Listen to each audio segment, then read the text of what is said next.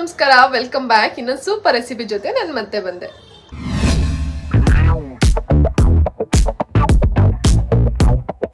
Guys welcome back. ನೀವು ನೋಡ್ತಾ ಇದ್ದೀರಾ ಜ್ಯೋತಿ ಸೀಡೆ ಯೂಟ್ಯೂಬ್ ಚಾನಲ್. ಗೈಸ್ ನೀವು ತಮ್ಮನೆಲ್ಲ ನೋಡಿರೋ ಹಾಗೆ ಇವತ್ತು ನಾವು ಮಾಡ್ತಿದ್ದು ಇನ್ಸ್ಟೆಂಟ್ ರವಾ ದೋಸೆ.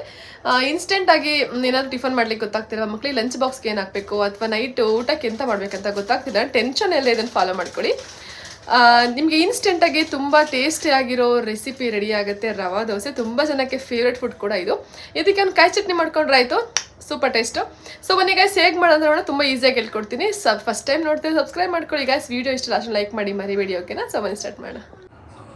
ಸೊ ಗೈಸ್ ನೋಡಿ, ಫಸ್ಟು 1 ಕಪ್ಪಷ್ಟು ರವೆ ತೊಗೋಬೇಕು. ನಾನು ಜಸ್ಟು ಇಬ್ಬರಿಗಾಗಷ್ಟು ಅಷ್ಟೇ ಮಾಡ್ತಾ ಇರೋದು, ನೀವು ನೋಡ್ಬಿಟ್ಟು ತೊಗೊಳ್ಳಿ ಕ್ವಾಂಟಿಟಿ ಎಷ್ಟು ಬೇಕಷ್ಟು.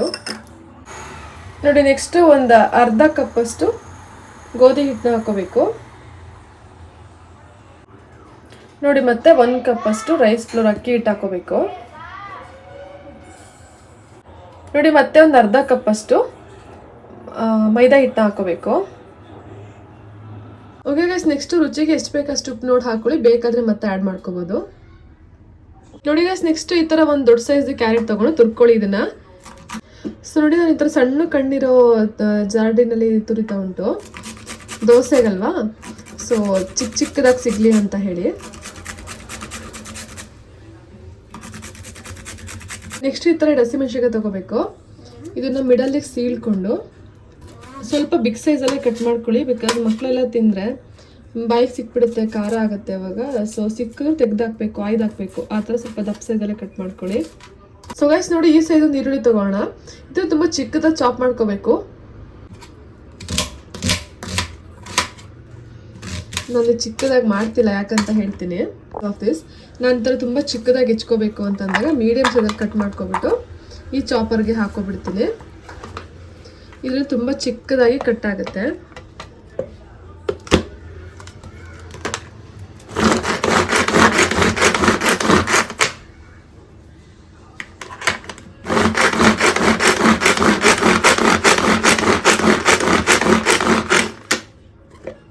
ನೋಡಿ, ತುಂಬ ಚಿಕ್ಕದಾಗಿ ಕಟ್ ಆಗಿಬಿಡುತ್ತೆ.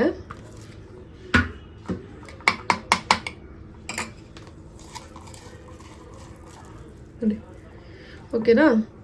ನೆಕ್ಸ್ಟ್ ಪ್ರೊಸೀಜರ್ ಹೇಳ್ತೀನಿ ನೋಡಿ. ನೋಡಿ ಗೈಸ್, ನೆಕ್ಸ್ಟು ಏನು ಹಿಟ್ಗಳನ್ನ ಹಾಕಿ ಮಿಕ್ಸ್ ಮಾಡಿ ಇಟ್ಕೊಂಡಿದ್ವಿ, ಅದಕ್ಕೆ ಇವಾಗ ಆನಿಯನ್ ಹಾಕೊಳ್ಳೋಣ.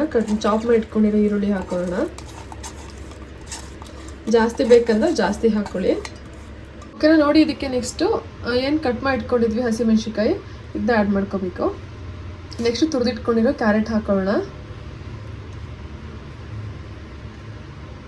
ನೆಕ್ಸ್ಟ್ ಚಿಕ್ಕದಾಗಿ ಹೆಚ್ಚಿಟ್ಕೊಂಡು ಕರ್ಬೇವಿನ ಸೊಪ್ಪನ್ನ ಆ್ಯಡ್ ಮಾಡ್ಕೊಳ್ಳೋಣ. ಸೊ ನೋಡಿ, ನೆಕ್ಸ್ಟ್ ಇದಕ್ಕೆ ಒಂದು ಅರ್ಧ ಕಪ್ಪಷ್ಟು ಮೊಸರು ಆ್ಯಡ್ ಮಾಡ್ಕೋಬೇಕು.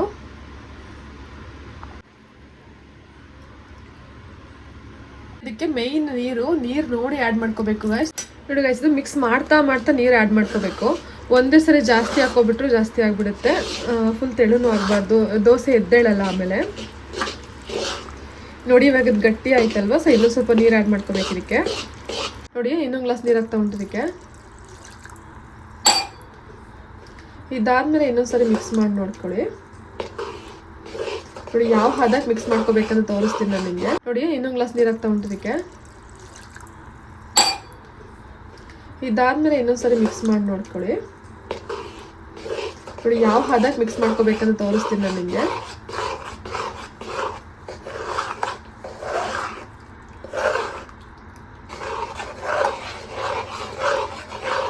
ನೋಡಿ, ನಮ್ಗೆ ಈ ಥರ ಎಲ್ಲ ಮಿಕ್ಸ್ ಮಾಡ್ಕೊಂಡು ತಿನ್ನಲಿಕ್ಕೆ ಇಷ್ಟ ಇಲ್ಲ ವೆಜಿಟೇಬಲ್ಸ್ ಅನ್ನೋರು ಪ್ಲೈನಾಗಿ ಮಾಡ್ಕೋಬೋದು, ಬಟ್ ಈ ಥರ ಮಾಡಿಕೊಂಡು ಟೇಸ್ಟ್ ತುಂಬ ಚೆನ್ನಾಗಿರುತ್ತೆ. ಈ ಥರ ಇಷ್ಟ ಆಗಲ್ಲ ಅಂದವರು ನಾನು ಏನು ವೆಜಿಟೇಬಲ್ಸ್ ಆ್ಯಡ್ ಮಾಡಿದೆ ಅದನ್ನ ಸ್ಕಿಪ್ ಮಾಡಿಬಿಟ್ಟು ನಾರ್ಮಲಾಗಿ ಹಿಟ್ಗಳನ್ನ ಹಾಕ್ಕೊಂಡು ಮಾಡ್ಕೋಬೋದು. ಸೊ ಒಂದು 15 ಮಿನಿಟ್ಸ್ ನೆನೆಲಿಕ್ಕೆ ಬೇಡ ಇದನ್ನ. ನೋಡಿ, 15 ಮಿನಿಟ್ಸ್ ಆದಮೇಲೆ ಇಷ್ಟು ಗಟ್ಟಿಯಾಗುಂಟು. ಸೊ ಇದಕ್ಕೆ ಸ್ವಲ್ಪ ನೀರು ಆ್ಯಡ್ ಮಾಡ್ಕೋಬೇಕು. ಇವಾಗ ಆ್ಯಡ್ ಮಾಡ್ಕೊಳ್ಳೋಣ. ಒಂದು ಅರ್ಧ ಗ್ಲಾಸಸ್ ನೀರು ಹಾಕಿದ್ರೆ ಸಾಕಾಗುತ್ತೆ. ನೋಡಿ, ಇವಾಗ ಇಷ್ಟು ಹದಕ್ಕೆ ಬಂತು.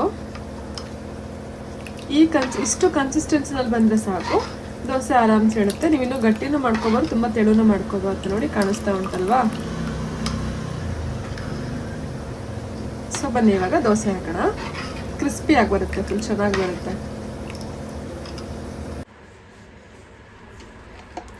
ನೋಡಿ ಗೈಸ್, ಫಸ್ಟ್ ಈ ಥರ ಆಯಿಲ್ ಹಾಕೋಬೇಕು.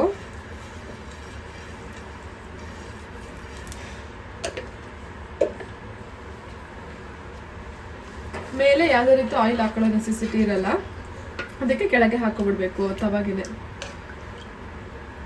ನಿಜವಾಗ್ಲೂ ಗೈಸ್ ಟೇಸ್ಟ್ ಎಷ್ಟು ಅಲ್ಟಿಮೇಟ್ ಆಗಿರುತ್ತೆ ಅಂದರೆ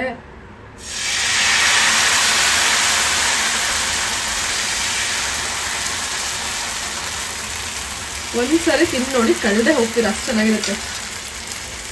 ನೋಡಿ ಯಾವುದೇ ರೀತಿಯಾಗಿ ಇದಕ್ಕೆ ಇದೆಂತ ಸೋಡಾ ಹಾಕಿಲ್ಲ, ಉಬ್ಲಿ ಅಂತ ಹೇಳಿ ಅದೆಲ್ಲ ಹಾಕೇ ಇಲ್ಲ.